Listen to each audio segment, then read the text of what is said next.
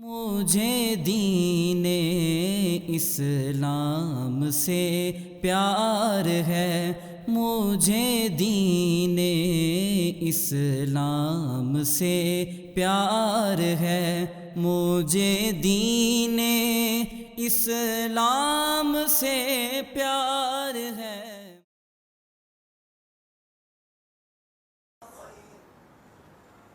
نحمده ونصلي ونسلم على رسوله الكريم اما بعد فاعوذ بالله من الشيطان الرجيم بسم الله الرحمن الرحيم ليزدادوا ايمانا مع ايمانهم صدق الله العظيم ان الله وملائكته يصلون على النبي يا ايها الذين امنوا صلوا عليه وسلموا تسليما الصلاۃ والسلام علیک یا سیدی یا رسول اللہ وعلی آلک واصحابک یا سیدی یا حبیب اللہ الصلاۃ والسلام علیک یا سیدی یا سید المرسلین وعلی آلک واصحابک یا سیدی یا خاتم النبیین۔ السلام علیکم ورحمۃ اللہ وبرکاتہ۔ انتہائی واجب الاحترام ناظرین و سامعین کرام، آج ہم نگینہ سوشل ویلفیئر سوسائٹی اور انجمن اشاعت دین اسلام کے plate form Nageena T V سے درس صحاح ستہ کے چوتھے درس میں حاضر ہیں، ایپیسوڈ نمبر 4۔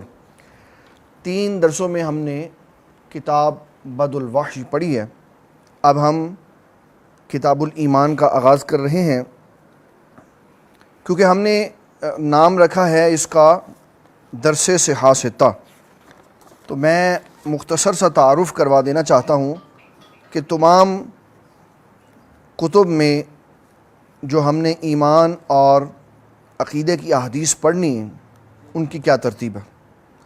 بخاری شریف میں کتاب الایمان دوسری کتاب ہے اور اس میں 51 احادیث ہیں۔ اس کے بعد دوسری کتاب ہے مسلم شریف، کتاب الایمان میں 96 ابواب ہیں اور 380 احادیث ہیں۔ تیسرے نمبر پر امام ترمذی آتے ہیں۔ امام ترمذی کا کچھ انداز مختلف ہے، وہ کتاب کی جگہ ابواب ذکر کرتے ہیں۔ تو امام بخاری رحمۃ اللہ علیہ نے ایمان کا ابواب 38ویں نمبر پر ذکر کیا ہے اور 17 ابواب بیان کیے امام بخاری رحمۃ اللہ علیہ نے کتاب الایمان میں، اور 18 حدیثیں اس میں ڈسکس کی ہیں۔ ابو داؤد اس کے بعد ہے۔ ابو داؤد کا طریقہ کار بھی یہی ہے کہ انہوں نے کتاب الایمان کی بجائے نام رکھنے کے کتاب الآداب نام رکھا ہے۔ ان کے ابواب ہیں 101 اور ان کی احادیث ہیں 264۔ اس کے بعد ہے نسائی، کتاب نمبر 47 ہے کتاب الایمان، احادیث ہیں 54۔ پھر ابن ماجہ، انہوں نے 9 باب ذکر کیے ہیں اور 18 احادیث اس میں ذکر کی ہیں۔ پھر ان سب کا انسائکلوپیڈیا مشکوٰۃ شریف۔ مشکوٰۃ شریف میں کچھ تفصیل اس طرح ہے کہ مشکوٰۃ شریف 5 ابواب پر مشتمل ہے اور ہر باب کی 3 فصلیں، اور ٹوٹل 5 ابواب کی 3 فصول پر یہ کتاب الایمان مشتمل ہے اور 195 احادیث ہیں۔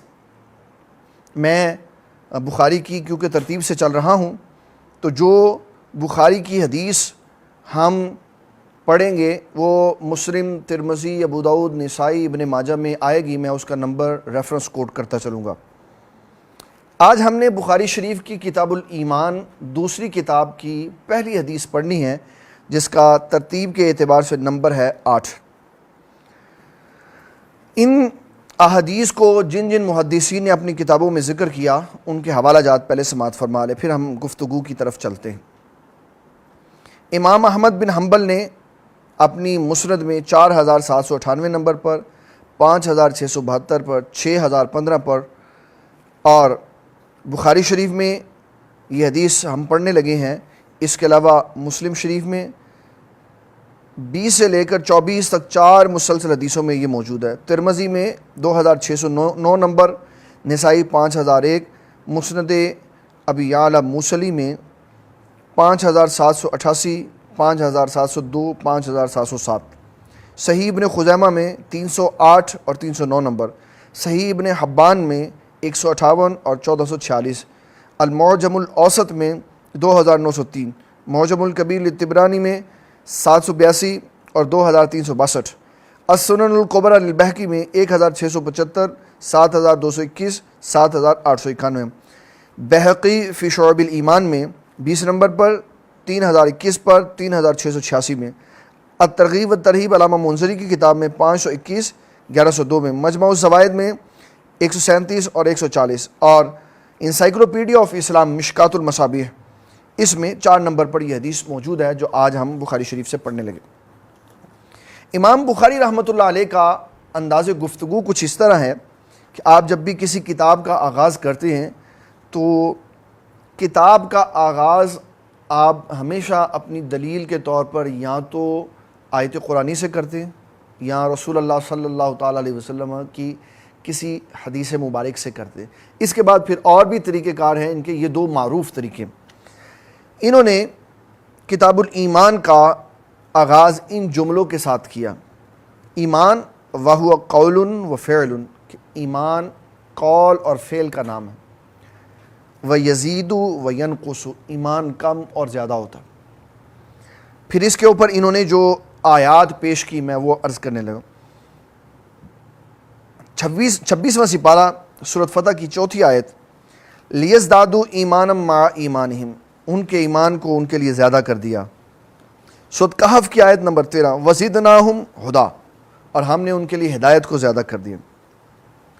سورۃ مریم کی آیت نمبر 76، یزید اللہ الذین اہتدوا ہدیٰ، اللہ تعالیٰ نے ان کے لیے ہدایت کو زیادہ کر دیا۔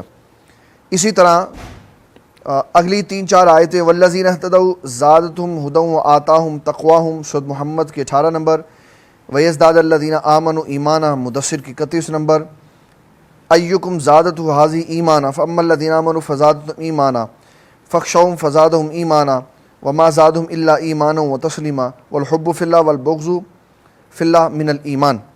یہ چیزیں انہوں نے بیان کی۔ اب میں اس میں امام بخاری رحمۃ اللہ علیہ کا موقف آپ کو واضح کرتا ہوں۔ امام بخاری رحمۃ اللہ علیہ فرماتے ہیں کہ ایمان کم اور زیادہ ہوتا ہے، اور فقہائے کرام نے بھی یہی بات کی، انداز تھوڑا سا مختلف تھا۔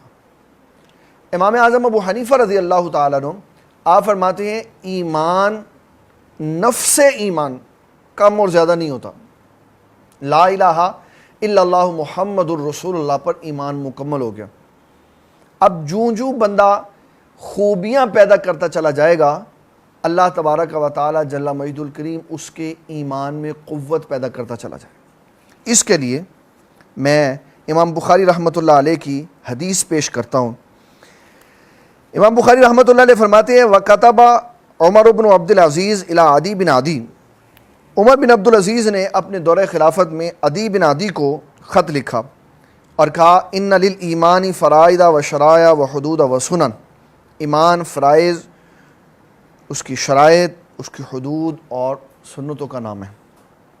فمن استکملھا استکمل الایمان، جس نے فرائض، شرائع، حدود اور سنت کو پورا کر دیا اس نے ایمان کو پورا کر دیا۔ اور ومن لم یستکملھا لم یستکمل الایمان، اور جس نے پورا نہ کیا اس نے ایمان کو بھی پورا، اب یہ ناقص ایمان والا نہیں ہے، یہ کمزور ایمان والا۔ یہ کون ہے؟ کمزور ایمان والا۔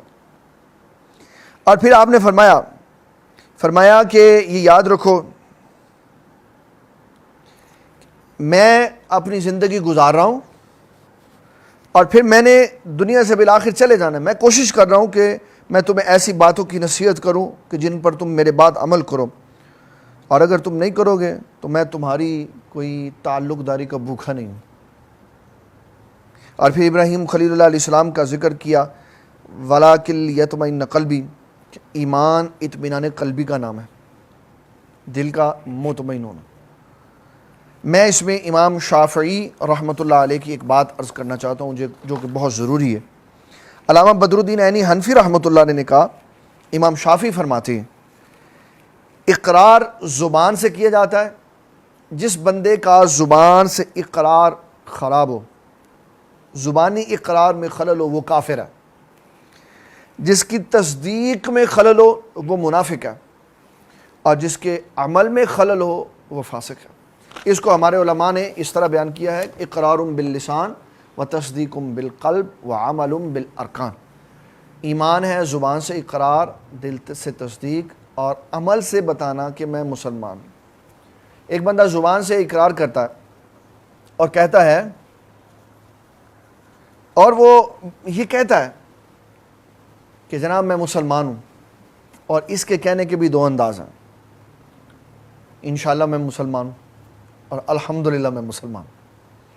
اگر تو وہ کہتا ہے کہ الحمدللہ میں مسلمان ہوں تو اس کا مطلب ہے وہ پکا ہے۔ مومن کو انشاءاللہ کہنے کی ضرورت ہے اور نہ یہ انشاءاللہ کا موقع ہے۔ اور اگر وہ زبان سے اقرار نہیں کرتا، کہتے نہیں جو جہاں لگا ہوا ہے وہ صحیح ہے، بات گڑبڑ ہے، بات گڑبڑ۔ ایمان کے بارے میں بالکل اسٹریٹ فارورڈ کہ آمنت باللہ و رسول، اللہ اور اس کے رسول پر ایمان رکھتا ہوں، دل سے تصدیق۔ ہمارے ہاں جو کرکٹ والے ہیں کافر عیسائی، وہ بھی راہ چلتے ہوئے السلام علیکم کہہ دیتے ہیں، اسلام کے شعار کا استعمال کرتے ہیں۔ ان کا زبان سے نکالا ہوا کلمہ اور ان کا زبان سے ادا کیا ہوا اسلامی شعار کوئی حیثیت نہیں رکھتا۔ کیوں؟ وہ ہمیں خوش کر رہے ہیں یا ہمارے ساتھ تعلقات درست کر رہے ہیں، اس لیے ان کے اس جملے کا ان کو کوئی فائدہ نہیں ہے جب تک کہ دل میں تصدیق نہیں ہوگی۔ تیسرا ہے زبان سے اقرار بھی ہے، دل سے تصدیق بھی ہے، لیکن اپنے عمل سے وہ بتائے، مسجد میں جائے، نماز پڑھے، اسلامی شعار کے ساتھ وابستہ ہو تاکہ پتہ چلے کہ یہ مسلمان ہے۔ یہ تین چیزیں ہیں۔ اس کے بعد امام بخاری رحمۃ اللہ علیہ نے بڑا خوبصورت ذکر کیا حدیث نمبر 8 میں۔ اس کے راوی ہیں حضرت عبداللہ ابن عمر رضی اللہ تعالیٰ عنہ۔ حدیث میں برکت کے لیے پڑھ دیتا ہوں۔ عن ابن عمر رضی اللہ تعالیٰ عنہما قال قال رسول اللہ صلی اللہ تعالیٰ علیہ وسلم بنی الاسلام علی خمس شہادت اللہ الہ الا اللہ و ان محمد الرسول اللہ و اقام الصلاۃ و ایتاء الزکاۃ والحج و صوم رمضان۔ یہ جو عربی کے طلباء ہیں ان کے لیے میں گرامیٹیکلی طور پر بھی یہ بتا دیتا ہوں، بنی الاسلام علی خمس، اس کو پڑھ سکتے ہیں شہادتو، شہادتا اور شہادتی۔ یہ جو ہمارے درس نظامی کے طلباء ہیں ان کو پتہ ہے، یہ کسی ان نون پرسن کو، سائیکل چلانے والے کو نہیں پتہ کہ تو تا اور تی کیوں پڑھا۔ یہ گرامر کا اصول اور ضابطہ پیچھے بیان ہوا، اور ہم نے پچھلے لفظ خمسی سے جوڑا تو شہادتی پڑھ گیا، آنی سے جوڑا تو شہادتہ پڑھ گیا، اور اگر الاول والثانی الثالث اس کے پیچھے ایک لفظ نکالا تو پھر اس کو ہم نے مبتدا بنا کے اس کو خبر بنا دیا تو یہ مرفوع ہو گیا۔ یہ خیر ایک ٹیکنیکل اور فنی سی بات تھی۔ عبداللہ ابن عمر رضی اللہ تعالیٰ عنہ فرماتے ہیں اسلام کی بنیاد 5 چیزوں پہ: شہادت اللہ الہ الا اللہ، گواہی دینا کوئی معبود نہیں مگر اللہ، وَأَنَّ محمد الرسول اللہ، اور محمد صلی اللہ تعالیٰ علیہ وسلم اللہ کے رسول ہیں، وَإِقَامِ الصَّلَاةِ، نماز قائم کرنا، وَإِيتَاءِ الزَّكَاةِ، زکوٰۃ ادا کرنا، وَالْحَجَّ، اور حج کرنا، وَالصَّوْمُ رمضان، اور رمضان المبارک کے روزے ادا کرنا۔ یہ 5 بنیادیں ہیں اسلام کی۔ میں اپنے ناظرین کرام کے لیے ایک دو باتیں عرض کرنا چاہتا ہوں تاکہ سمجھ آ جائے۔ اسلام اور ایمان میں فرق کیا ہے؟ اسلام اور ایمان میں، اس میں علامہ سعد الدین تفتزانی رحمۃ اللہ علیہ، آپ نے بڑا خوبصورت اسلام اور ایمان کا مطلب لکھا ہے۔ آپ فرماتے ہیں ایمان ہے احکام شرع کی تابع داری، ایمان ہے احکام شرع کی تابع داری، اور اسلام ہے ادیان باطلہ کا رد۔ جب بندہ مسلمان ہوگا تو اس کا مطلب ہے اس نے یہ ثابت کیا میں نے سارے باطل مذہب چھوڑ دیے، میں اسلام کی طرف آ گیا، اور جب یہ حضور صلی اللہ تعالیٰ علیہ وسلم کی شریعت پر عمل پیرا ہوگا تو اس نے بتا دیا اب میں حضور کے طریقے پہ چل کر ایمان کے اندر بھی داخل ہو گیا۔ معبودان باطل اور عقائد باطلہ کا رد یہ اسلام ہے، اور حضور صلی اللہ تعالیٰ علیہ وسلم کی تابعداری یہ ایمان ہے۔ یہ علامہ سعد الدین مسعود بن عمر تفتزانی رحمۃ اللہ علیہ نے اس کو واضح کیا ہے۔ پھر ایمان اور اسلام کے لیے ایک اور بھی میں آیت بطور دلیل دے دیتا ہوں۔ ہمارے اسلام کے ساتھ ساتھ دشمنان اسلام بھی چلتے رہے جو اسلام کی جڑوں کو کاٹتے رہے۔ بعض لوگ ایسے ہیں جو کہتے ہیں، جن کو ہم معتزلہ کہتے ہیں۔ معتزلہ وہ گروہ ہے جو اسلام سے نکلا ہوا۔ یہ میں اس کی وضاحت نہیں کر سکتا کیونکہ ہمارے اس لیکچر کو ہماری خواتین بھی دیکھتی ہیں کہ اصل میں بنیادی طور پر کیا ہوتا ہے۔ اس کو میں گرامیٹیکلی طور پر آسان کر کے تھوڑا سا بیان کر دیتا ہوں کہ نکل جانا، ازل کہتے ہیں نکل جانا۔ تو معتزلہ اسلام سے نکلے ہوئے ہوتے ہیں، اس لیے ان کو معتزلہ کہتے ہیں۔ ان کے عقائد اسلام کے عقائد سے ہٹے ہوئے تھے۔ تو معتزلہ یہ کہتے ہیں کہ جو شخص گناہ کبیرہ کرتا ہے وہ کافر ہو جاتا، حالانکہ اسلام نے سوائے ایک جرم کے کسی کو کافر نہیں قرار دیا۔ وہ کیا ہے؟ اللہ تعالیٰ جل مجدہ الکریم کے ساتھ شرک، یہ نص قطعی سے ثابت ہے، اور نبی صلی اللہ تعالیٰ علیہ وسلم کی اہانت، یہ احادیث سے ثابت ہے۔ قرآن مجید کی روح سے وہ کافر ہو جاتا ہے جو شرک کرتا ہے، اور احادیث طیبہ کی روح سے وہ بھی بندہ کافر ہو جاتا ہے جو اہانت سرکار کائنات کرتا۔ تو یہ ایمان سے نکلنے کا ایک واحد راستہ ہے جس کی وجہ سے انسان ایمان سے باہر نکل۔ اس کے بعد بڑے سے بڑا صغیرہ اور کبیرہ گناہ کر لے، ایمان سے باہر نہیں نکل سکتا جب تک کہ اس سے صریح طور پر کفر نہ صادر ہو۔ ماں باپ بڑی عزت و احترام والی شے ہے۔ اگر کوئی بندہ اپنے باپ کو قتل کر دے، جھگڑا ہوا، غصے میں آ کے مار دی گولی، تب بھی کافر نہیں ہوتا۔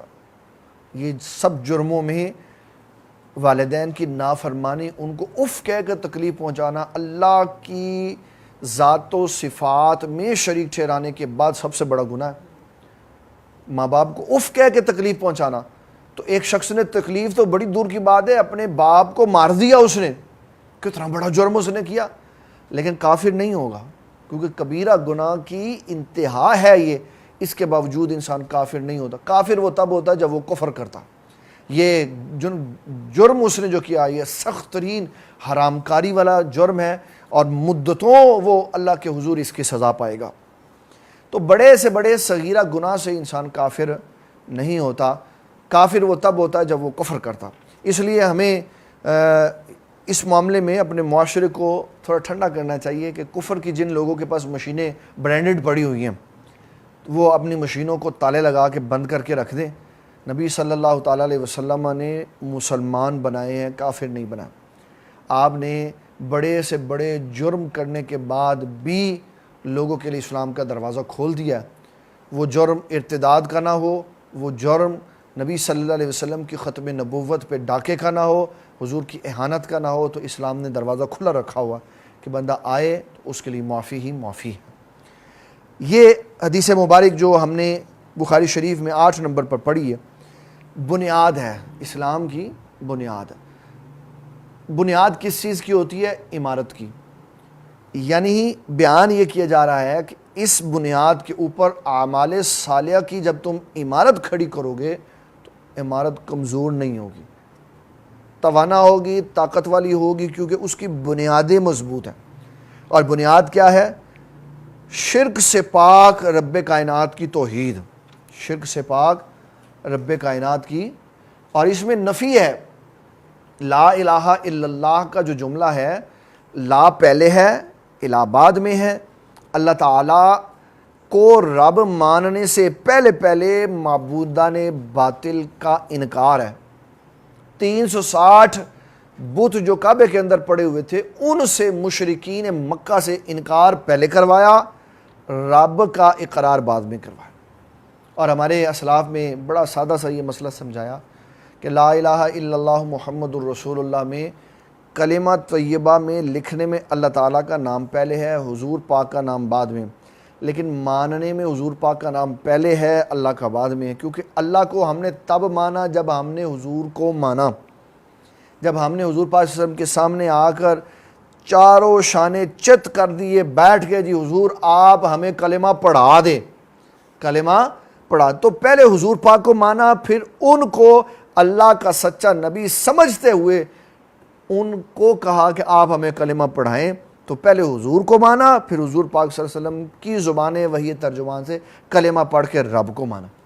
اور ایک صحابی نے تو کہا، جب آپ نے سودا کیا ایک کافر سے، کریم صلی اللہ تعالیٰ علیہ وسلم نے فرمایا جب میں نے سودا کیا تو نہیں تھا، تو کہا حضور آپ کے کہنے پہ رب کو بھی تو مانا ہے نا، تو پہلے حضور پاک کو مانا پھر اللہ تعالیٰ کو مانا۔ تو یہ ایمان کی پہلی بنیادی شے ہے۔ دوسرا ہے وَأَنَّ مُحَمَّدَ الرَّسُولُ اللَّهِ، کہ اللہ وحدہ لا شریک ہے، محمد صلی اللہ تعالیٰ علیہ وسلم اللہ کے رسول ہیں، اللہ کے، اور قرآن مجید میں آپ کا یہ رسول والا وصف اور عبد والا وصف یہ سب سے بہترین وصف، اس وصف کے اندر کمال ہی کمال ہے اور عروج ہی عروج ہے۔ اللہ کا نام ذاتی، حضور صلی اللہ تعالیٰ علیہ وسلم کا وصف ذاتی، باقی جتنے اوصاف ہیں وہ اللہ تعالیٰ جل مجد الکریم کے ہیں حقیقی معنوں میں، اور حضور پاک میں مجازی طور پہ ہیں۔ جیسے اللہ تعالیٰ بخشنے والا ہے، حضور بھی بخشنے والے، تو اللہ حقیقی ہے، یہ مجازی ہے۔ حضور اللہ کے بندے ہیں، یہ حقیقی وصف ہے، جس طرح اس نے اپنا حقیقی وصف اللہ وحدہ لا شریک بیان کیا کہ اس کا حقیقی نام ہے، اسی طرح اس نے اپنے محبوب کے حقیقی نام کے ساتھ حقیقی وصف بتایا کہ یہ میرے بندے اور میرے رسول ہیں۔ تو دوسرا حضور صلی اللہ تعالیٰ علیہ وسلم اللہ کے رسول ہیں۔ وَإِقَامِ الصَّلَاةِ، دوسرا ستون یہ ہے نماز کا قیام۔ نماز کا بعض لوگ اس سے یہ معنی نکالتے ہیں کہ اقامت نظام حکومت، اقامت نظام حکومت۔ اقام الصلاۃ سے نظام حکومت مراد نہیں ہے، اقام الصلاۃ سے چند مخصوص رکنوں والی نماز مراد ہے، چند مخصوص رکنوں والی جو تکبیر تحریمہ سے شروع ہو کے سلام پہ ختم ہوتی۔ تیسرے نمبر پر وَإِيتَاءِ الزَّکَاۃ، زکوٰۃ کا ادا کرنا۔ چوتھے نمبر پر والحج، اور بیت اللہ شریف کا حج کرنا۔ وصوم رمضان، اور رمضان المبارک کے روزے رکھ۔ ان کا میں مختصر سا تعارف کروا دیتا ہوں کہ نماز کیا ہے، زکوٰۃ کیا ہے، حج کیا ہے، اور رمضان کے روزے کیا ہیں، مختصر سا، پھر ہم اس کے بعد آگے چلیں گے۔ نماز ہے وہ عبادت جو رسول اللہ صلی اللہ تعالیٰ علیہ وسلم نے مومن اور کافر کے درمیان فرق کرنے کے لیے بنائی ہے۔ فرائض حدیث شریف میں ہیں، واجبات حدیث شریف میں ہیں، سنت حدیث شریف میں ہیں۔ وتر واجب ہے، فجر میں 2 سنتیں ہیں، 2 فرض ہیں۔ ظہر میں 4 سنتیں ہیں، 4 فرض ہیں، 2 سنتیں ہیں، 2 نفل ہیں۔ عصر میں 4 سنتیں ہیں، 4 فرض ہیں۔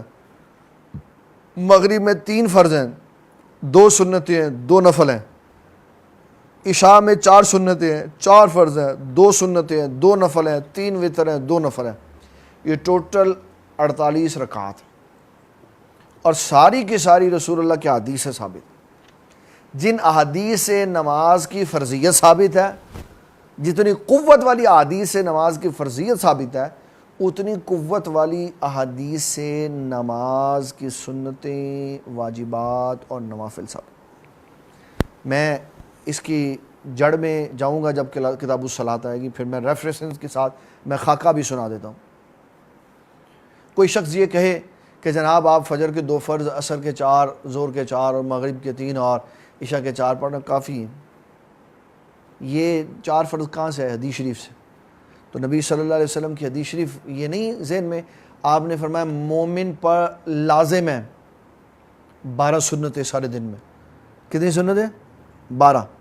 2 فجر کی، 4 ظہر سے پہلے، 2 ظہر کے بعد، کتنی ہو گئی؟ 8۔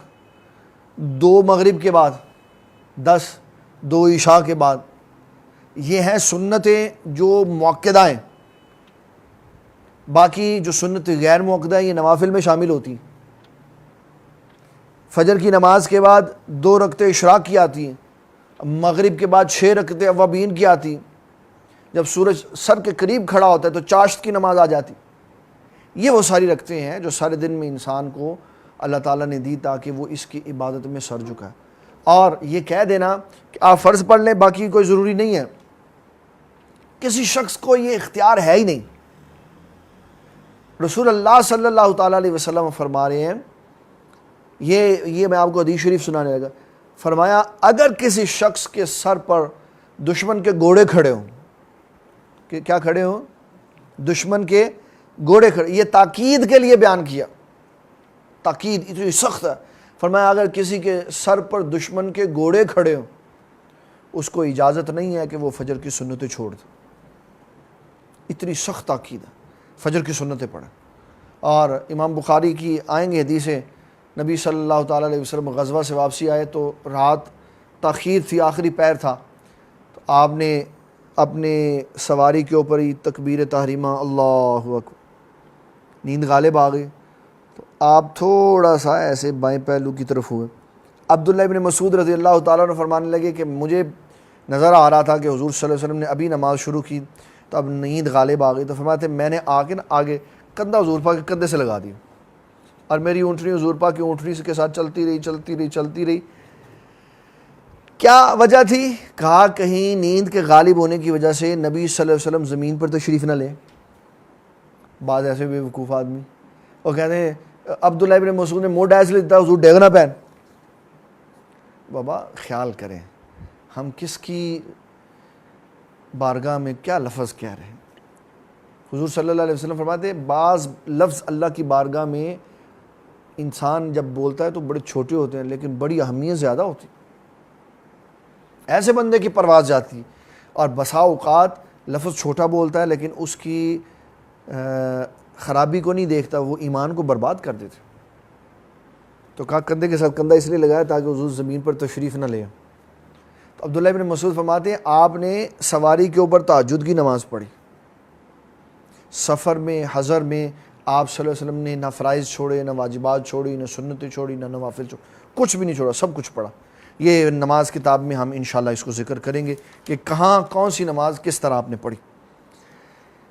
ایتاء الزکوٰۃ خلاصہ ضروریات اصلیہ، حاجت اصلیہ کے علاوہ آپ کے پاس جو ایسڈز ہیں جینین فارم میں یا خام مال میں، اس کے اوپر شریعت اسلامیہ نے زکوٰۃ فرض کی، اس کے اوپر آپ پر زکوٰۃ فرض ہے. کتنے فیصد؟ ایک ضابطہ، ایک اصول بتا دیا کہ 100 روپے میں سے 2.5 روپے، یہ 250 کا 40واں حصہ بنتا.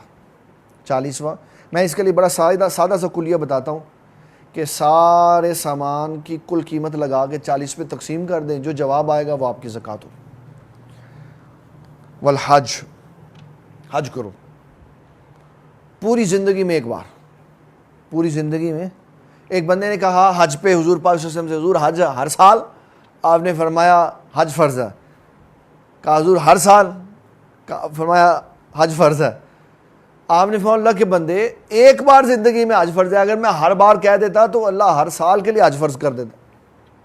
تو جو آقا کریم رات کی قیام رمضان کی عبادت نہیں انہوں نے اس لیے روز پڑھائی کہ فرض نہ ہو جائے اور مسلمان مشکل میں نہ پڑ جائے تو حج فرض ہو جاتا، تو کیا خرابی بند. 1 ارب مسلمان ہے، ابھی تک حرم کعبہ میں 1 کروڑ بندے کے اکٹھے ہونے کی گنجائش نہیں ہے، تو 1 ارب کہاں سے آتا. تو بڑی حکمتاً نبی صلی اللہ تعالیٰ علیہ وسلم نے فرمایا زندگی میں ایک بار حج ہے. اور یہ حج یہ مسئلہ ذہن میں رکھیے، حج ہے حج فرض ہونے کے بعد. ایک بندہ 15 سال کی عمر میں بالغ ہو جاتا ہے، ماں باپ اس کو کہتے چل تنوں حج کرا دی، حج کر لیتا.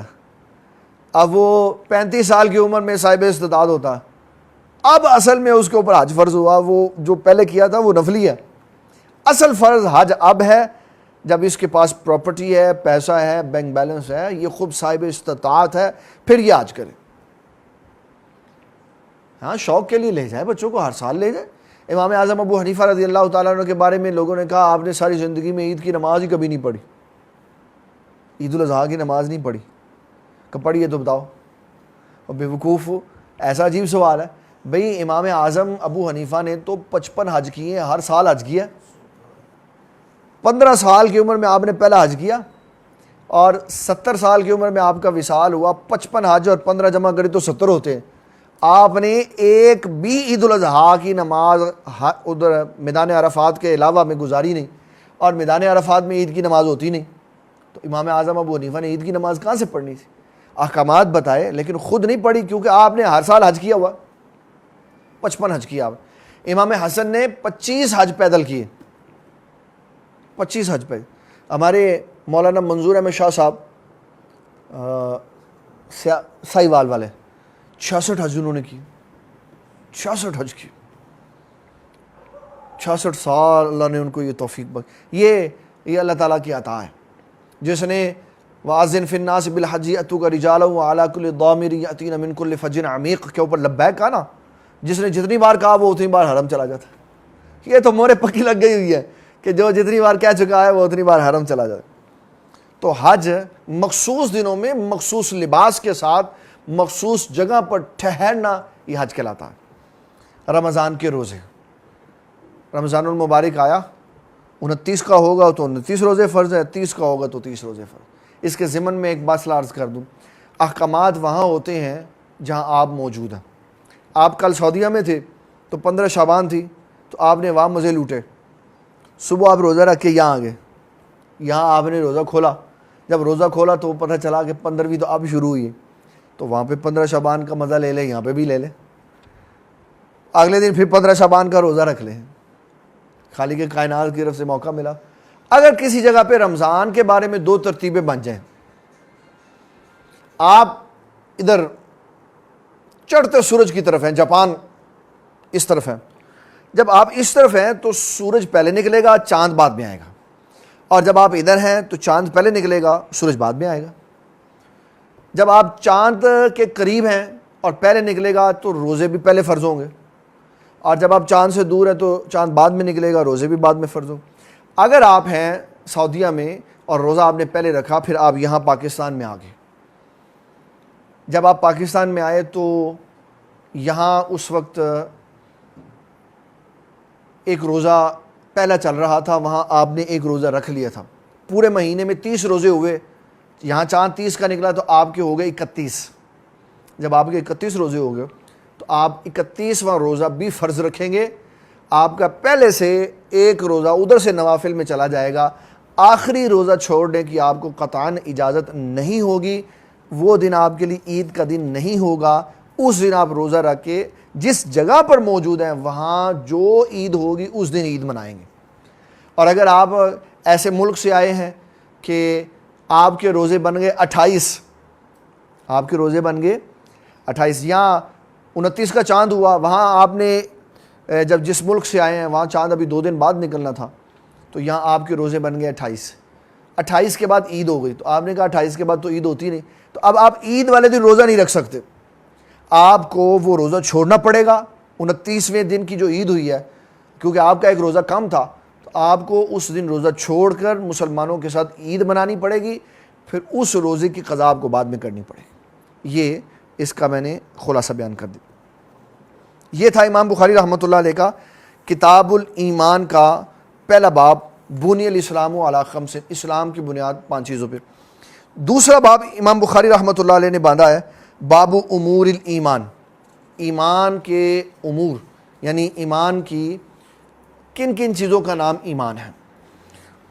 اس میں سورۃ بقرہ کی 177 نمبر آیت امام بخاری رحمۃ اللہ علیہ نے بیان کی. لیس البر ان تولوا وجوہکم قبل المشرق والمغرب ولکن البر من آمن باللہ والیوم الآخر. اللہ تعالیٰ جل مجد الکریم کہتا ہے کہ نیکی اس چیز کا نام نہیں ہے کہ تم اپنا رخ مشرق یا مغرب کی طرف کر دو، بلکہ نیکی اس چیز کا نام ہے کہ who has faith in اللہ، کہ تم اللہ کے اوپر ایمان رکھو، اینڈ لاسٹ ڈے، اس کو ہم کہتے ہیں ڈے آف ججمنٹ، قیامت کے دن پر ایمان رکھو. پھر فرشتوں کے اوپر، اینجلز کے اوپر ایمان رکھو، اور پھر فرمایا بکس کے اوپر ایمان رکھو، انبیاء کے اوپر ایمان رکھو، اللہ پروفٹ. پھر اس کے بعد فرمایا کہ اسپینڈس منی، اپنا پیسہ خرچ کرو فار لو فار ہیم، اللہ کو راضی کرنے کے لیے. اللہ کو راضی کرنے کے لیے کن کن کے اوپر پیسہ خرچ کرو؟ ریلیٹیوز اینڈ آفنس، یتیموں کے اوپر. اور یہاں آفنس کا جو معنی میں نے ابھی لغت میں دیکھا ہے، یہ ہم یتیم کہتے ہیں جس کا باپ نہ ہو، لیکن لغت آفنس اس کو کہتی ہے جس کی نہ ماں ہو نہ باپ ہو اور نہ اس کے پاس کوئی رہائش ہو، تو اس کو سرکار جو گھر دیتی ہے اس کو، ایسے بندے کو آفنس کہتے ہیں کہ نہ اس کے پاس ماں باپ کا سایہ ہے نہ گھر ہے، تو اس کو حکومت نے اپنی کسٹڈی میں اپنے سائے کے نیچے رکھا ہوا، اس کو کہتے ہیں آفنس. تو اللہ تعالیٰ جل مجیدہ الکریم فرماتا ہے کہ ایمان یہ ہے کہ مجھے مانا جائے، قیامت کو مانا جائے، فرشتوں کو مانا جائے، کتابوں کو، پیغمبروں کو، اور میری محبت کے لیے اپنے مال کو خرچ کرو رشتہ داروں میں، یتیموں میں، مسکینوں میں، نیڈی جس کو ضرورت ہے، اور ٹریولرز کو، راہگیر جو ہیں ان کو دیا جائے. اور پھر فرمایا کہ نماز قائم کرو، زکوٰۃ دو، جب تم کسی سے عہد کرو تو عہد پورا کرو، اور جب مصیبت آئے تو صبر کرو. اور فرمایا اللہ تبارک و تعالی جل مجیدہ الکریم نے تمہارے لیے یہ نیکی کی سچی بات بتائی ہے، اور اس کے اوپر عمل وہ کرتا ہے جو نیک ہے. یہ ہے اسلام، یہ ہے اسلام کے امور. اس میں نے علامہ بدر الدین عینی حنفی رحمۃ اللہ علیہ کی ایک بات آپ کو سنانی ہے جو کہ بڑی ضروری ہے، اور میں اس کو سمجھتا ہوں. پہلے میں یہ حدیث پڑھ دوں، پھر اس کے بعد میں اس کی طرف چلتا ہوں. امام بخاری رحمۃ اللہ علیہ فرماتے ہیں، حضرت سیدنا ابو ہریرہ رضی اللہ تعالیٰ عنہ نے کہا، الایمان بضع و ستون شعبۃ، ایمان کے 70 سے زیادہ شعبے ہیں، ایمان کے 70 سے، والحیاء شعبۃ من الایمان، اور حیا ایمان کے شعبوں میں سے ایک شعبہ. اس کے اوپر ہم انشاءاللہ کل بات کریں گے کہ حیا اصل میں ہوتی کیا. آج میں آپ کو وہ 70 شعبے بتانا چاہتا ہوں کہ جن کے اندر آنے سے انسان کے اندر ایمان کی پختگی پیدا ہوتی ہے، کوالٹیز پیدا ہوتی.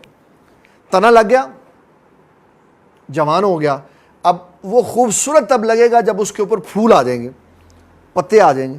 تو انسان خوبصورت تب ہوگا جب اس کے اندر کوالٹیز آ جائیں گی. تو یہ میرے پاس میں اپنے بھائیوں کو دکھانا چاہتا ہوں، یہ عمدۃ القاری ہے، بخاری شریف کی شرح ہے علامہ بدر الدین عینی رحمۃ اللہ علیہ. اس کا یہ صفحہ نمبر 128 ہے. یہ میں نے سارے اس کے پوائنٹ آؤٹس کیے ہوئے ہیں، میں آپ کو وہ صرف نام لے کے بتاؤں گا تاکہ کسی بندے کو پتہ چلے تو وہ یہ ذہن میں رکھے. اور ان قریب انشاءاللہ تعالی اللہ تعالیٰ کے فضل و کرم، اس کی توفیق اور عنایت سے میری اس کے اوپر بہت جلدی ایک کتاب بھی آ رہی ہے جس کا نام ہے مومن کامل، کہ کامل مومن وہ ہے جس کے اندر ایمان کی ساری شاخیں موجود ہیں.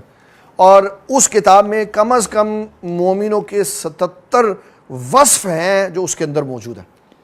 اور انشاءاللہ تبارک و تعالیٰ یہ 2-3 ہزار صفحے کی ہے، تو جب آپ پڑھیں گے تو آپ کا دل باغ و باغ ہو جائے گا کہ مومن کامل اصل میں اسلام کس کو کہتے ہیں. پھر پتہ چلے گا. ابھی تو میں دروازے سے اندر آیا ہوں، ابھی بڑا لمبا سفر پڑا ہوا ہے کہ میں اپنے اندر خوبیاں اور کمال پیدا کروں، اور یہی اسلام ہے.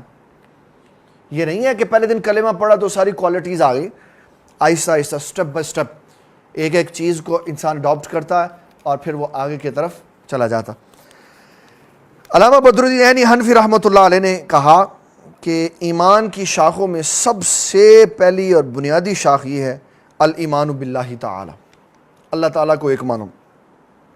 وَيَدْخُلُ فِيهِ الْإِيمَانُ بِذَاتِهِ وَصِفَاتِهِ وَتَوْحِيدِهِ بِأَن لَيْسَ كَمِثْلِهِ شَيْءٌ.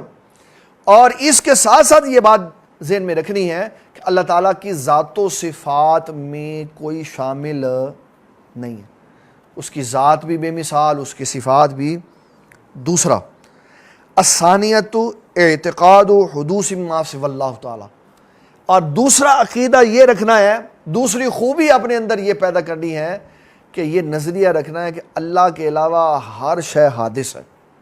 اللہ کے علاوہ ہر شے حادث ہے. اب میں 2 لفظوں کا فرق واضح کر دیتا ہوں. اللہ قدیم ہے، اللہ کے سوا ہر شے حادث ہے.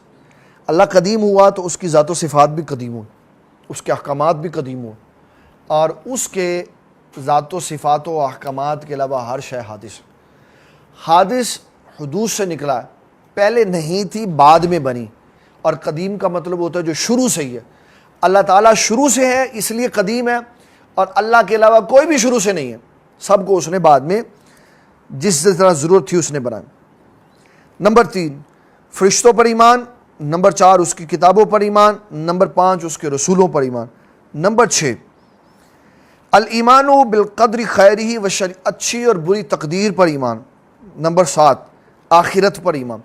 اس ایک جملے میں کتنی باتیں ماننی لازم ہے۔ آخرت پر ایمان کے اندر ایسے تو نہیں ہے کہ روح نکلی تو جناب آخرت تیار ہو گئی، نہ فرمایا وَيَدْخُلُ فِيهِ السَّوَالُ بِالْقَبْرِ وَعَذَابِهِ وَالْبَعْثِ وَالنُّشُورِ وَالْحِسَابِ وَالْمِيزَانِ وَالصِّرَاطِ، کہ آخرت کو ماننے کے لیے ان چیزوں کو بیچ میں داخل کیا جائے گا کہ قبر میں سوال ہونا ہے، اگر کامیاب ہوگے تو عذاب جزا ملنی ہے، اور اگر ناکام ہوگے تو سزا ملنی ہے، پھر فوت ہونے کے بعد جی اٹھنا ہے، باس بعد الموت، پھر نشور ہے، پھر میدان معاشر لگے گا، پھر حساب و کتاب ہوگا، اور اس حساب و کتاب کے لیے میزان لگے گا، اور پھر جنت میں جانے کے لیے پل صراط سے گزرنا پڑے گا۔ یہ سب ایمان آخرت ہے۔ اتنی ساری چیزیں ملا کے ایک کوالٹی ہے، ایک کوالٹی۔ تو یہ 7 چیزیں میں نے آپ کو بیان کی۔ فرمایا اگر تم ایمان والے ہو، 8ویں چیز، اگر ایمان والے ہو تو امید رکھو کہ اللہ تعالیٰ نے تمہارے لیے جنت کا وعدہ کیا اور ہمیشہ تمہیں جنت میں رکھے گا۔ اور اگر تم اس بات کا ایمان رکھتے ہو کہ کوئی بندہ گناہ گار گیا تو اللہ تبارک و تعالیٰ اس کو دوزخ کا عذاب دے گا جتنا چاہے گا، کافر ہوا تو ہمیشہ رہے گا، مومن ہوا تو جتنا چاہے گا دوزخ کا عذاب دے گا۔ نمبر 10 محبت للہ تعالیٰ، اللہ کے لیے محبت رکھو۔ میں آپ کو علامت قیامت سناتا ہوں۔ ایک بخاری میں، ترمذی میں، مشکات میں یہ حدیث موجود ہے۔ رسول اللہ یہ میں نے اس دن بھی حدیث سنائی تھی جس دن اے پی سی ہوئی تھی،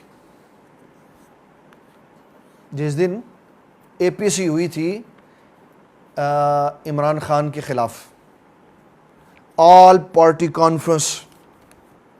میں کوئی عمران خان کا حمایتی نہیں ہوں کہ کوئی یہ سمجھے کہ میں یہ عمران خان کا نام لے رہا ہوں تو میں شاید اس کی طرف ہوں۔ میں ایک جنرل بات بتا رہا ہوں۔ اے پی سی ہوئی تھی، اس اے پی سی میں علماء، مشائخ اور تمام پارٹیز کے سربراہان موجود تھے۔ جب میں نے حدیث شریف پڑھی تو مجھے سارے لوگ نظر آئے۔ رسول اللہ صلی اللہ تعالیٰ علیہ وسلم نے فرمایا تم ایسے لوگ قرب قیامت میں دیکھو گے، ایسے لوگ جن کے نظریے مختلف ہیں، جن کی فکریں اور سوچیں مختلف ہیں، لیکن دنیاوی مفادات کے لیے سب اکٹھے ہو جاتے ہیں۔ یہ علامت قیامت ہے۔ جتنی اے پی سی ہوتی ہیں وہ ساری اسی لیے ہوتی ہے، اور کس لیے ہوتی ہے کہ اب ہم نے اس کو کیسے گرانا۔ تو یہ علامات، ہاں اگر اے پی سی ہوتی ہے، جیسے کرونا ہے، اے پی سی ہے، کریں یہاں پہ کیوں اے پی سی نہیں کر رہے؟ اے پی سی کرے، سارے مسالک اور سارے سیاسی پارٹیاں بلائیں، اے پی سی کریں۔ جناب ملک مشکلات میں پھنسا ہوا ہے، لوگوں کے پاس کھانے کے لیے راشن نہیں ہے، تو سارے مل کے تعاون کریں۔ کوئی نہیں اب تعاون کر رہا، کہاں کدھر گئی اے پی سی؟ یہ موقع تھا اے پی سی کرنے کا۔ یہاں کیونکہ اپنے مفادات نہیں تھے اس لیے اے پی سی نہیں ہوئی۔ اگر مفادات ہوتے بنگلہ نمبر 52 کے تو اے پی سی ہو جاتی، اگر مفادات ہوتے عہدوں کے لیے تو اے پی سی ہو جاتی۔ تو اے پی سی کرنا اپنے مفادات کے لیے مختلف فکروں اور سوچوں والے لوگوں کا سر جوڑ کے بیٹھ جانا، فرمایا یہ قیامت کی علامتوں میں سے ایک علامت ہے۔ خیر یہ ضمناً بات آ گئی۔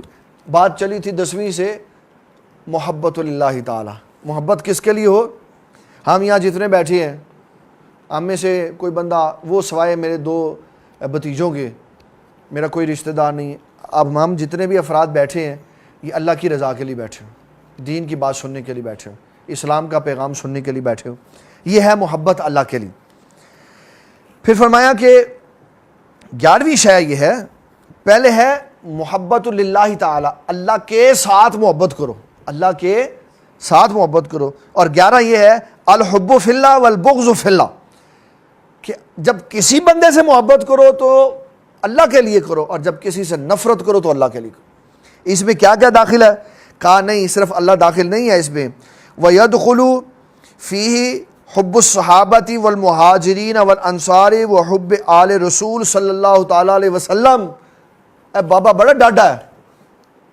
علامہ بدر الدین عینی حنفی کو پڑھو گے نا تو سارے کا سارا ایمان ہمارے سینے کے اندر ڈال دیں گے۔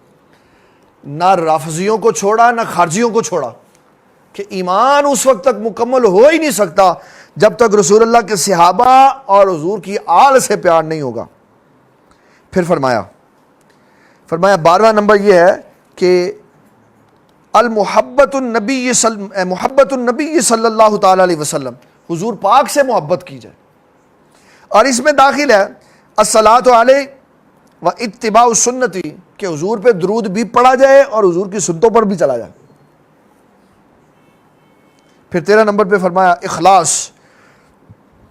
14 نمبر پہ فرمایا توبہ، 15 پہ فرمایا خوف، 16 پہ فرمایا رجا، 17 پہ فرمایا اللہ سے مایوس نہیں ہونا، لا تقنطوا من رحمت اللہ، 18 پہ فرمایا شکر ادا کرنا ہے، 19 پہ فرمایا وعدہ پورا کرنا ہے، 20 پہ کہا صبر کرنا ہے، 21 نمبر تواضع اختیار کرنی ہے۔ تواضع کیا ہے؟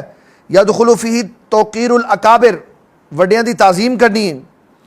22 نمبر رحمت، صلہ رحمی کرنی ہے اور شفقت کرنی ہے۔ وَيَدْخُلُ فِيهِ الشَّفْقَةُ عَلَى الْأَصَاغِرِ، بچوں سے پیار کرنا ہے۔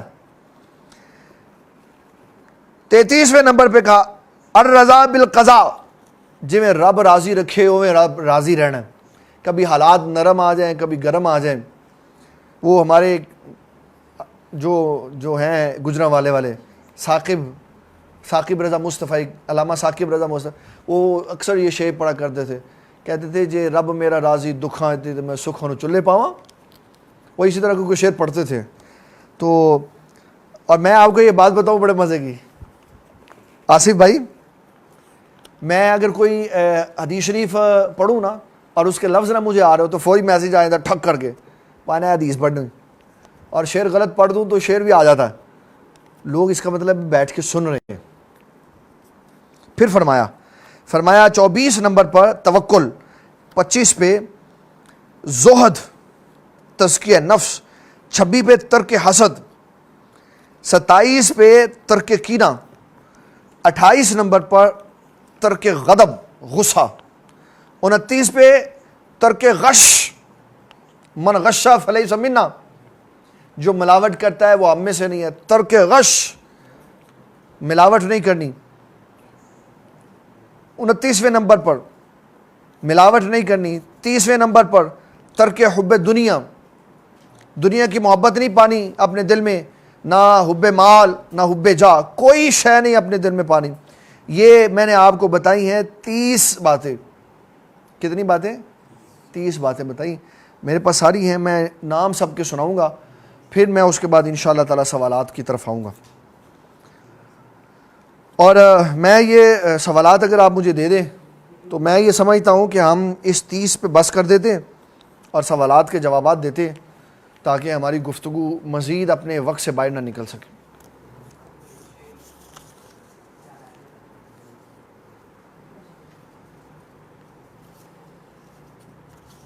بڑے زبردست سوال ہیں۔ اچھا جی، پہلا سوال ہے چور چوری کرتے ہوئے اور برا آدمی برائی کرتے ہوئے کس کیفیت میں ہوتا ہے، کہ کیا ایمان چلا جاتا؟ اچھا جی، نبی اکرم شفیع معظم صلی اللہ تعالی علیہ وسلم آپ نے فرمایا چور اور ڈاکو جتنی دیر چوری کرتا ہے اور بدکار جتنی دیر بدکاری کرتا ہے، ایمان اس سے جدا ہو جاتا ہے۔ ایمان اس سے، یہ معنی نہیں ہے کہ وہ اتنی دیر ایمان والا نہیں ہوتا، یہ معنی نہیں ہے، ایمان اس سے جدا ہو جاتا ہے، ایمان اس سے جدا ہو جاتا، اس وقت بھی وہ ایمان والا ہوتا ہے لیکن ایمان اس سے جدا ہو جاتا ہے۔ جتنی دیر وہ یہ فعل کرتا رہتا ہے ایمان اس سے جدا رہتا ہے، جب یہ فعل ختم ہوتا ہے دوبارہ ایمان اس کے اندر چلا جاتا ہے۔ اگر کوئی اس کیفیت میں مر جائے تو وہ بے ایمان نہیں مرے گا، ہوگا وہ ایمان والا، لیکن سب سے بڑی اس کو خرابی یہ ہوگی کہ رسول اللہ صلی اللہ تعالیٰ علیہ وسلم نے فرمایا جو جس حالت میں مرے گا قیامت میں اسی حالت میں اٹھایا جائے گا۔ تو ایسا بندہ جو چوری کرتے ہوئے مرے گا، بدکاری کرتے ہوئے مرے گا، قیامت والے دن وہ اسی کیفیت میں اٹھایا جائے گا، جس طرح حاجی اس کیفیت میں اٹھایا جائے گا کہ وہ جب حج کے لیے نکلا اور اس کی روح قبض ہو گئی تو جب وہ قبر سے نکلے گا تو کہے گا اللہم لبیک لبیک لا شریک لک، تو بدکار بدکاری کرتے ہوئے اپنی قبر سے باہر نکلے گا۔ اس لیے جب انسان گناہ کر رہا ہو تو بڑا دھیان سے کرنا چاہیے کہ کہیں میں مر نہ جاؤں اس کے اندر۔ کیا کوئی یہ کہہ سکتا ہے کہ جاؤ میں نے اپنا ایمان تمہیں دیا؟ ایمان کسی کو نہیں دیا جا سکتا۔ ایمان یہ انسان کے ساتھ وابستہ وہ وصف ہے جس کے اوپر اس کی اعمال کی بلڈنگ کھڑی۔ اپنا ایمان بندہ کسی کو نہیں دے سکتا۔ جا رہے میں نے تمہیں اپنا ایمان دیا، یہ کیا ہو؟ ایمان نہ تو کسی کی طرف جاتا ہے اور نہ کسی کو دیا جا سکتا ہے۔ ایمان قسم نہیں ہے، ایمان قسم نہیں ہے، اس لیے ایمان کسی کو دیا نہیں جا سکتا۔ نیکیاں دی جا سکتی ہیں، کلمات طیبات دیے جا سکتے ہیں، قرآن پڑھ کے دیا جا سکتا ہے، پھل تقسیم کر کے دیا جا سکتا ہے، لیکن ایمان کسی کو نہیں دیا جا سکتا۔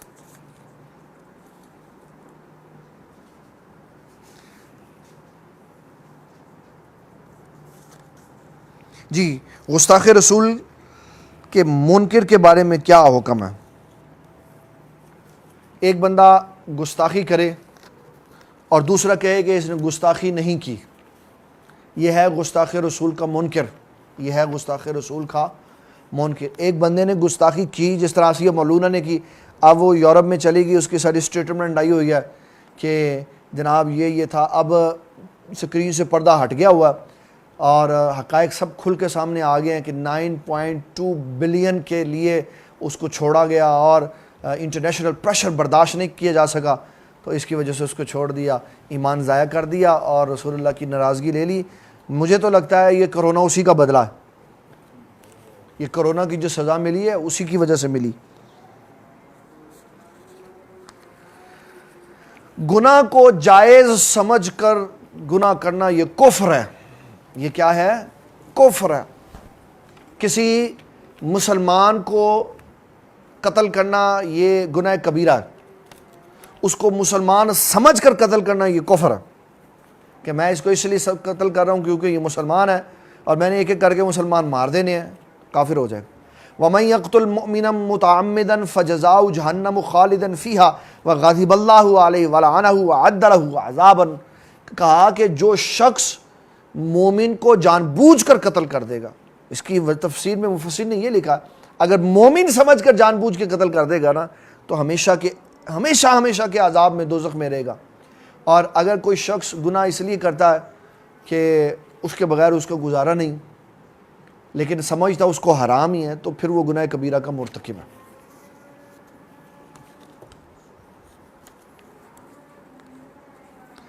مسلمان کا ایک مسلمان کو یہ کہنا کہ تمہارا اسلام تمہیں یہ درس دیتا ہے، یہ بہت خطرناک جملہ ہے۔ توبہ توبہ توبہ توبہ توبہ۔ میں آپ کو بتاؤں آپ کی عقلیں حیران رہ جائیں۔ خالد بن ولید ایک غزوہ میں تھے تو آپ نے ایک بندے کا سر تلوار سے سر اتار کے پھینک دیا، وہ لا الہ الا اللہ محمد رسول اللہ پڑھتا تھا۔ لشکر کے لوگوں نے حضرت ابو بکر صدیق کو کمپلین کر دی، اس نے مسلمان مار دی۔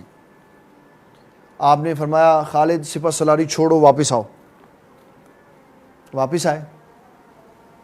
حضرت سیدنا عمر بن خطاب کہتے ہیں اگر ابو بکر صدیق کا ادب نہ ہوتا تو میں نے 2-4 مکے مارنے تھے اس کو کہ تو نے مسلمان مار دی۔ تو حضرت ابو بکر صدیق نے کہا خالد یہ آپ نے کیا کیا ہے؟ مسلمان مار دیا۔ کہا جی میں نے تو مسلمان مارا ہی نہیں، وہ تو کہتا تھا تیرے نبی نے یہ کہا ہے۔ تو میں نے کہا اگر وہ میرے نبی ہیں تو تیرے کیا لگتے؟ تو بتا تیرے کیا لگتے ہیں؟ تجھے یہ کہنا چاہیے تھا کہ ہمارے نبی نے کہا۔ جو شخص یہ کہتا ہے کہ تیرا اسلام تجھے کیا کہتا ہے، اس کا مطلب ہے اس کا اسلام اور ہے، اس کا اسلام اور ہے۔ یہ اتنا خوفناک جملہ ہے۔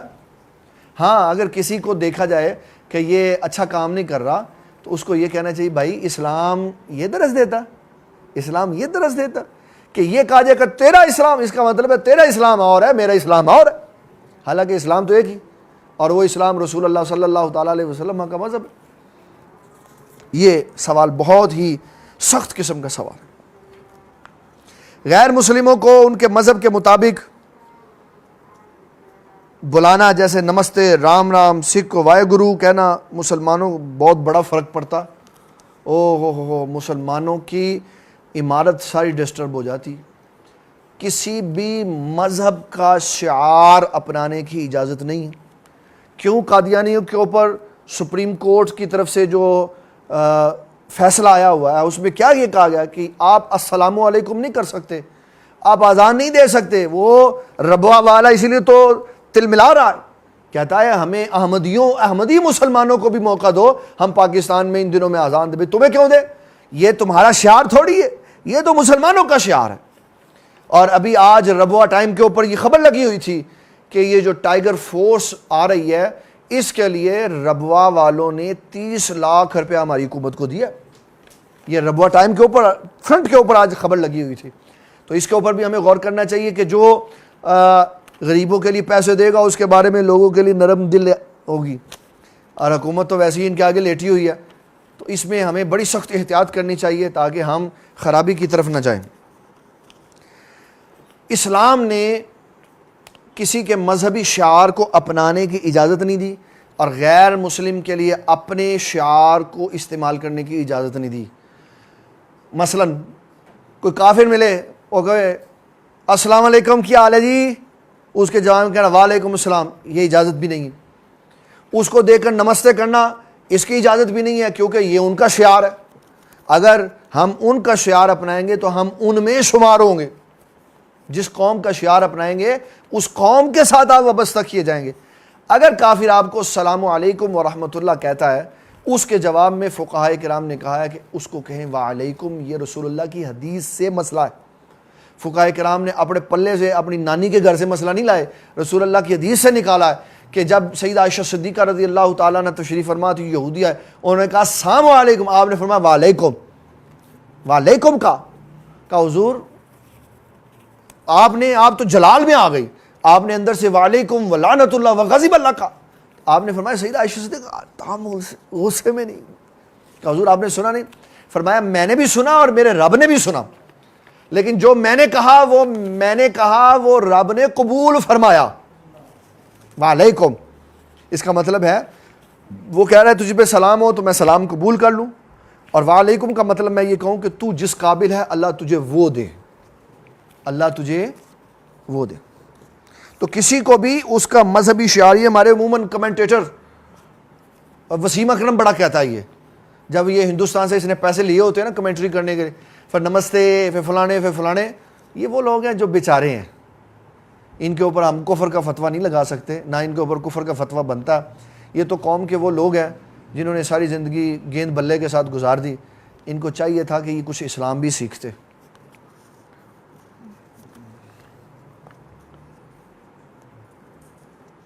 ایک سوال ہے، اللہ تبارک و تعالیٰ کے علاوہ کسی سے مدد مانگنا، جیسے یا غوث یا المدد کہنا، برائے مہربانی تعویلات نہیں کرنی، قرآن و سنت کی روشنی میں مدلل جواب دیں. یہ ہمارے پیارے بھائی ہیں، ان کو آج کیونکہ ہمارا ٹائم ختم ہونے کے قریب ہے، مدلل جواب انشاءاللہ کل دیں گے. یہ ان کا جو سوال ہے کہ تعویلات سے کام نہیں لینا، تو بالکل تعویلات سے کام نہیں لیں گے. قرآن شریف کی آیتیں پڑھوں گا، پھر احادیث شریف پڑھوں گا، پھر میں پیارے بھائی کو کہوں گا کہ بھئی فیصلہ آپ نے خود کرنا، فتویٰ ہم نے کوئی نہیں لگانا. حضور پاک صلی اللہ علیہ وسلم کی کوئی حدیث مبارک ہے جمعرات کے دن والدین کی روحیں گھر میں آتی ہیں؟ بابا کوئی نہیں روح آتی گھر میں، کوئی روح گھر میں نہیں آتی، کسی حدیث سے ثابت نہیں، کسی آیت سے ثابت نہیں ہے، اور نہ ہی کسی بزرگوں کی کسی بات سے ثابت. جب انسان کے جسم سے روح نکلتی ہے تو انسان فوت ہو جاتا. فوت ہونے کے بعد اس کو قبر میں اتارا جاتا ہے، پھر قبر میں جانے کے بعد روح اس کے جسم کے ساتھ دوبارہ وابستہ کی جاتی ہے، تو وہ منکر نکیروں کے سوالات کے جوابات دیتا ہے، پھر اس کو سلا دیا جاتا ہے. روح اس کے اعمال کے مطابق چلی جاتی ہے، اسفل السافلین سے لے کے اعلیٰ علیین تک جہاں اس کا مقام ہوتا ہے وہاں چلی جاتی. پھر جب کبھی وہ ملنے کے لیے اس کا بیٹا، بھائی، رشتہ دار، اس کی بیوہ، کوئی اور جاتا ہے، اور کہتا ہے السلام علیکم یا اہل القبور، السلام علیکم یا ابا جان یا ابی، تو فرمایا اللہ روح جسم سے جوڑ دیتا ہے، وہ سلام سنتا ہے، پھر جواب دے دیتا. تو گھروں میں نہیں آتی، گھر والے پریشان نہ ہو.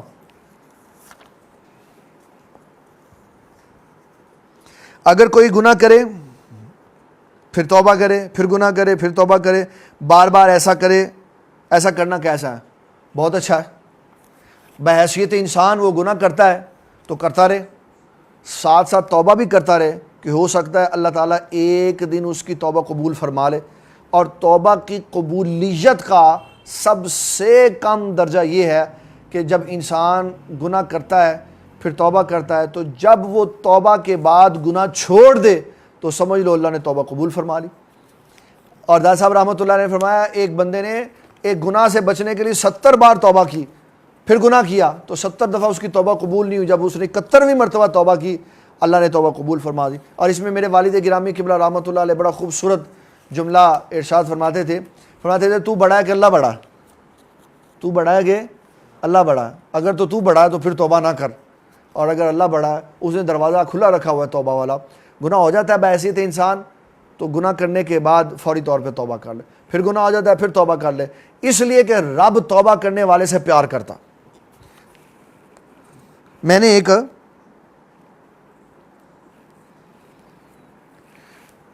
حدیث شریف پڑھی، نبی صلی اللہ تعالیٰ علیہ وسلم آپ فرماتے ہیں ایک بندہ جنگل میں نکلا سفر کے لیے، ساز و سامان تھا، راستے میں اس کو نیند آئی، کھانا کھایا، نیند آئی، سو گیا، سامان لٹکا دیا اور جانور باندھ دی، جب اٹھا تو نہ سامان تھا نہ جانور تھا۔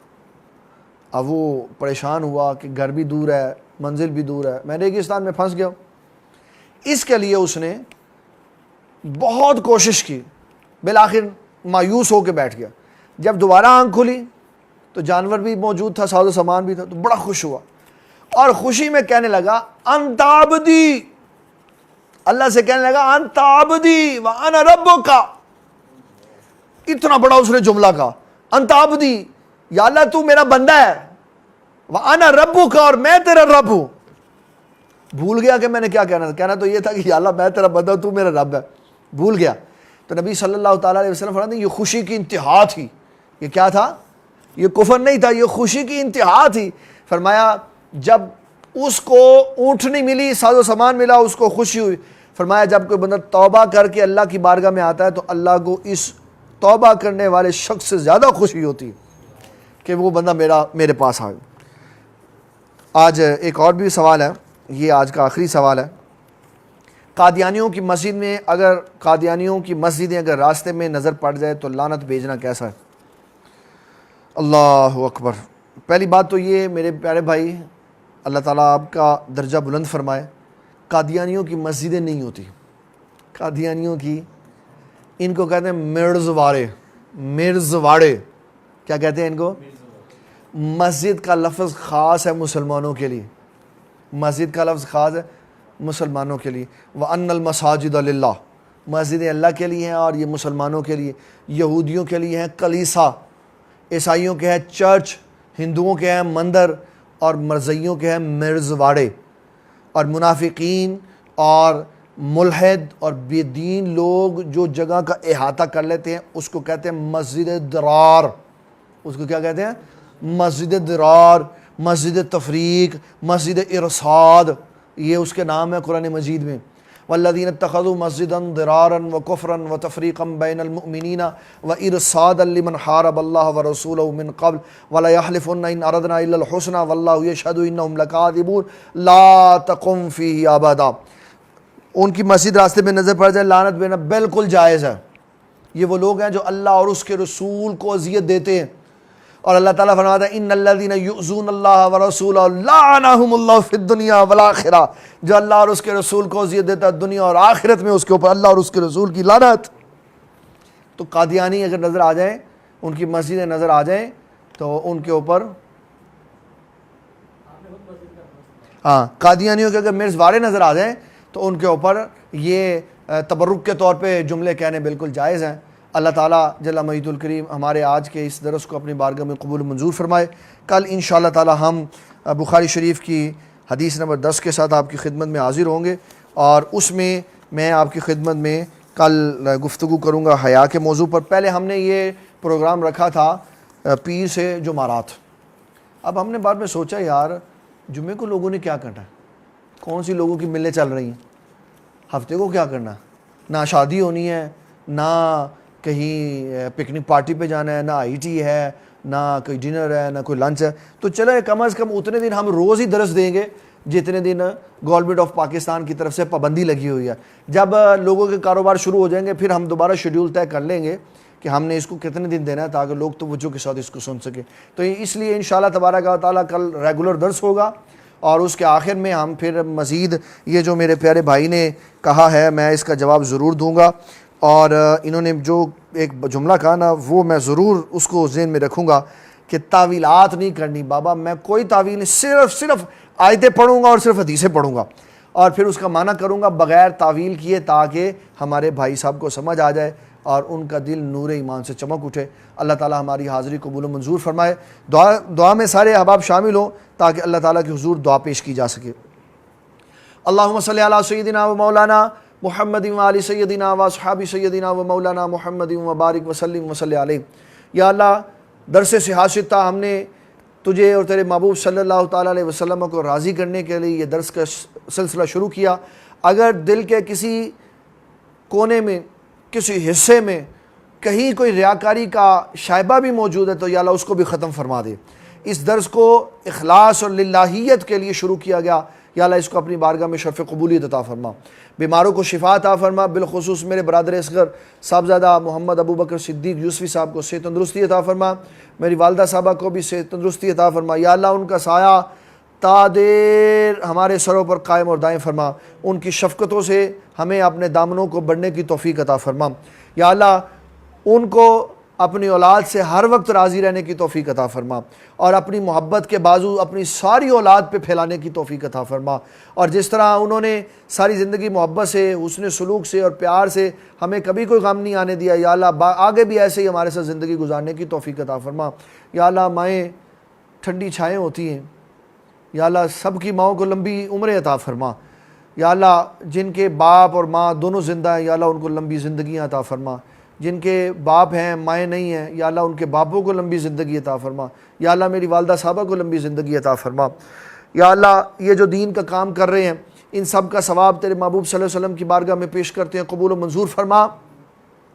صحابہ کرام صحابیات تابعین تابعیات تبع تابعین تبع تابعیات سلاسل کے بزرگان دین محدثین صحیح العقیدہ مفسرین دادا صاحب خواجہ صاحب معین الدین چشتی اجمیری, امام احمد رضا مجدد الافسانی, شیخ عبدالحق محدث دہلوی, امام ابو حنیفہ اور ہمارے اسلاف میں عظیم جلیل القدر ہستیاں بابا نگینہ صاحب رحمۃ اللہ علیہ اور بندہ نچیز کے والد گرامی خصوصی طور پر یا اللہ ان کی پاک روحوں کو اس کا ثواب پیش کرتے قبول و منظور فرما.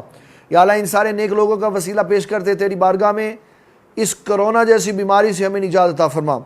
ملک کی معیشت جو تباہی کی طرف جا رہی ہے یا اللہ ہمیں اس تکلیف سے نجات عطا فرما تاکہ رزق حلال کی تلاش کی جا سکے. یا اللہ نبی صلی اللہ تعالیٰ علیہ وسلم کے وسیلہ جلیلہ سے تیرے حضور دعا پیش کرتے ہیں جو مالی طور پر مشکلات میں ہیں یا اللہ ان کی مشکلات ختم فرما, وسعت والا رزق حلال عطا فرما.